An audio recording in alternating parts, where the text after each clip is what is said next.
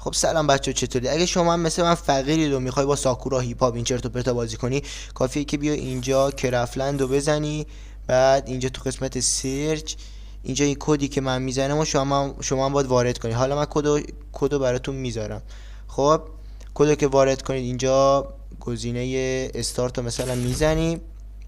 خب حالا یار رندوم هم میفته. امیدوارم که کرم نریزن وسط بازی. بذارید بیاد. اینجا شما استارت رو که زدین، خب میان روی این علامت خاموشی چیه روشن سبزه، میزنید روش. حالا هر ستی رو که بخواید انتخاب میکنید. مثلا ببینید ستا عوض میشه، این هیپ هاپ، چه میدونم این.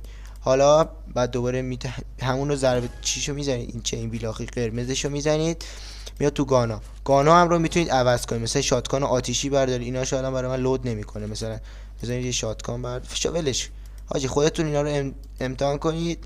بعد دیگه اینجا هم اسکین مشتاشه. مثلا الان ببینید اسکین مشت من برفیه، اینجوری همه اسکین مشتا رو داره. دقیقا شاتگان و گانای دیگه هم مثل اینه. و اینکه تا ویدیوهای بعدی فعلا خداحافظ. کدش هم براتون میذارم.